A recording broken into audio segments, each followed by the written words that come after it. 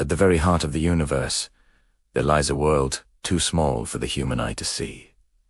The world of the atom. For thousands of years, this world remained a secret. But at the dawn of the 20th century, two giant minds pried the door open. One was Albert Einstein, who reshaped the very fabric of space and time.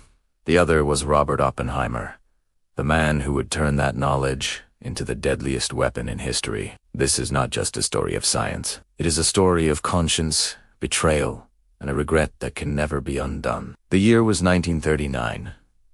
Europe was beginning to fall under the dark shadow of Nazi Germany. Albert Einstein was the most respected scientist in the world at that time. He was a pacifist, a man who loathed war. But one day, news reached his desk that changed everything. He learned that German scientists had succeeded in splitting the uranium atom. This meant the Nazis could build a bomb capable of bringing the world to its knees. Einstein made the hardest decision of his life. He wrote that famous letter to President Roosevelt. In it, he warned, "We cannot let them do this before us." That letter sparked the fuse for the most secret operation in history, the Manhattan Project. Einstein did not know that the paper he signed that day would become a death warrant for millions. A young, ambitious, and brilliant physicist was placed at the head of the project, Hotan Robert Oppenheimer was more than just a scientist. He was an intellectual in love with philosophy, religion, and the arts. In the desolate deserts of New Mexico, at Los Alamos, he built a city. Thousands of scientists, under strict military discipline, began a race against time against an invisible enemy. For Oppenheimer, this was a patriotic duty. The thought that if we don't do it, Hitler will suppress all his ethical concerns. Yet, in the silence of the laboratory at night, the calculations showed not just the power of the explosion, but the potential end of humanity itself. The years spent at Los Alamos were filled with storms inside a genius's mind. While Oppenheimer released the energy at the heart of the atom, he was like Prometheus stealing fire from the gods. Einstein, from a distance, watched as the process he started evolved into a catastrophe. He was not directly included in the project. The FBI found him suspicious, and two leftists. Einstein, sitting in his office at Princeton, had hoped that splitting the atom would unite the world. But that atom was about to shatter not only cities, but the human soul. July 16th, 1945. The Trinity test. Humanity was ready to meet the hell of its own invention for the first time. As the countdown began, Oppenheimer held his breath. And then, the moment arrived. A light brighter than the sun illuminated the desert. The sky turned purple and green as a giant mushroom cloud rose toward the heavens. Those famous words fell from Oppenheimer's lips. "Now I am become death, the destroyer of worlds at that moment." There was no taste of victory, only the smell of ashes. The Nazis had already surrendered, but the true target of this weapon had now changed. In the days leading up to the end of the war, a secret exchange of correspondence began between Oppenheimer and Einstein. These letters were never included in official history books. In a short note Einstein wrote to Oppenheimer, he said, "Robert, we asked nature for a secret, and she gave us a monster. No one can put this monster back in a cage now." Oppenheimer's response was a silent scream. "Albert, we only opened the door. We will not have the power to stop those who enter." When news of the bombs dropped on Hiroshima and Nagasaki arrived, the world was in shock. When Einstein turned off the radio in his home, he could not hold back his tears. "The world was not ready," he whispered. Oppenheimer, when he stood before President Truman at the White House, confessed that he felt he had blood on his hands. Truman simply offered him a handkerchief and said, "The blood is on my hands. Let me worry about that," before showing him out. But for Oppenheimer, this was no consolation. He was no longer a hero. He was alone with the guilty conscience of a killer. As we reached the end of the first chapter, the paths of these two geniuses would cross once again in Princeton. They would no longer fight with the power of the atom, but with the fear and political games that power created. But the greatest battle would be against the remorse in their own hearts. Leaked documents show that Einstein left one final warning for Oppenheimer in his last moments. "Be careful, Robert," Einstein said. "They will give you a medal for building this weapon, only to turn that medal into a noose around your neck." The smoke over Japan had barely cleared before a new war began. A war not fought with bombs, but with whispers, shadows, and paranoia. Robert Oppenheimer, once the golden boy of American science, was about to discover that the same government that hailed him as a savior was now sharpening its knives. This is the chapter where the hero becomes the target, and the genius finds himself trapped in a web of his own making. By 1947, the world had split in two. The Iron Curtain had fallen, and the Red Scare was sweeping through Washington. Oppenheimer, now the director of the Institute for Advanced Study in Princeton, was haunted. He wasn't just haunted by the ghosts of Hiroshima, he was haunted by the future. He began to speak out against the development of the hydrogen bomb, a weapon 1,000 times more powerful than the one he created. He called it a tool of genocide. But in the eyes of the powerful, his conscience looked like treason. Albert Einstein, watching from his neighboring office, knew exactly what was coming. Einstein had seen this before in Germany, the way a state turns on its thinkers when they stop being useful. One afternoon, while walking along the tree-lined paths of Princeton, Einstein turned to Oppenheimer and said, "Robert, the problem with being a pioneer is that the people following you are often carrying torches to burn you down." Oppenheimer just looked at the ground, his thin frame shivering in the wind. He still believed he could reason with the men in power. He was wrong. In 1954, the trap was sprung. The Atomic Energy Commission launched a secret hearing to revoke Oppenheimer's security clearance. They accused him of being a Soviet sympathizer, a secret communist, a risk to the nation. But the real reason was simple. He was the only man who could stop the nuclear arms race, and the military wanted him silenced. The hearings were brutal. For 4 weeks, Oppenheimer was stripped naked before a board of inquisitors. They dug into his past, his friendships, his private life, and his deepest fears. The classified transcripts of these hearings, hidden for decades, reveal a man being systematically destroyed. When asked about his opposition to the H-bomb, Oppenheimer replied, "I feel we are doing the work of the devil." The prosecutors mocked him. They didn't want a philosopher. They wanted a weapon maker. While Oppenheimer was being interrogated, Einstein was furious. He urged Oppenheimer to simply walk away. "You don't owe this country anything," Einstein told him. "If this is how they treat you, leave the medal on the table and walk out." But Oppenheimer couldn't walk away. He felt he had to suffer. He felt that this public humiliation was a form of penance for the lives he had taken in Japan. He sat in that witness chair, smoking cigarette after cigarette, his body wasting away, as his former colleagues turned against him. The father of the atomic bomb was officially declared a security risk. His clearance was revoked. He was cast out of the very world he had helped create. In the nights following the verdict, a light stayed on late in Einstein's study. A series of secret letters, recently uncovered from private archives, show a desperate dialogue. Einstein wrote, "They have punished you because you developed a soul after you developed the bomb. In this world, Robert, a soul is a dangerous thing to have." Oppenheimer's reply was found on a crumpled piece of paper in his desk years later. "Albert, they didn't just take my clearance. They took the future. We gave them the power of the sun, and they are using it to light the fuse of the world's end."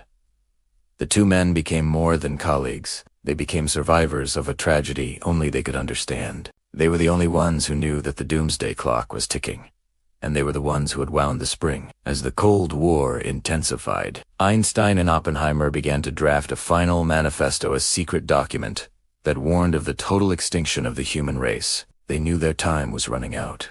As we end this second chapter, Oppenheimer is a broken man, a ghost haunting the halls of Princeton. But the story doesn't end with his defeat. There is one final meeting, one final secret that Einstein would carry to his grave, a warning about what happens when science loses its heart to the hunger of politics. The end of a life is rarely as explosive as the birth of a star. But for Albert Einstein and Robert Oppenheimer, the end was a slow burn of realization. By the mid-1950s, the world they had reinvented was no longer theirs. They were the architects of a new age, yet they lived like exiles in their own time. This is the final chapter, the story of their last days, a secret testament, and a warning that still echoes in the silos of today's nuclear missiles. They were titans of science, giants who reshaped our reality. But in the final moments, they weren't thinking about their triumphs. They were haunted by their creation, by the terrible power they had unleashed upon the world. They saw a future they never intended, a world teetering on the edge of self-destruction. This isn't just a story about two famous scientists. It's a story about the burden of knowledge and a warning passed down through the decades, a message more relevant today than ever before. We'll uncover the private conversations, the classified documents, and the profound regrets that defined the end of their lives, revealing a side of these men the world has rarely seen. Albert Einstein's health was failing. The man who had revolutionized our understanding of the universe was now spending his final hours in a quiet house in Princeton. The vibrant energy that had once challenged the cosmos was fading, replaced by the quiet stillness of old age. But his mind remained as sharp as ever, and his heart remained heavy with the weight of the world he helped create. In April 1955, just days before his death, he had one last private meeting with Oppenheimer. No secretaries were present. No recorders were running. It was a secret summit between the man who conceived the possibility and the man who made it a reality. According to notes found in Oppenheimer's private safe decades later, the conversation was not about physics. It was about survival. It was a final confession, a moment of shared dread between the two men who understood the stakes better than anyone else on Earth. The universe they had so brilliantly decoded now seemed to mock them with its indifference, as humanity played with the fire of the gods. Inside that quiet room, with the shadows growing long, Einstein looked at the man who had built the bomb, the brilliant physicist now hollowed out by politics and regret. He said, "Robert, I have lived to see my greatest discovery become a curse. We gave them the fire, but they do not have the wisdom to control it." Imagine the weight of those words, coming from the mind that gave us E=mc². It wasn't a scientific observation. It was a lament. Oppenheimer, a ghost of his former self, haunted by the trials and the moral cost of his project, replied with a chilling observation. "The world will remember us for the destruction, Albert. They will forget that we wanted to save it from a monster. We became the monsters to stop a monster."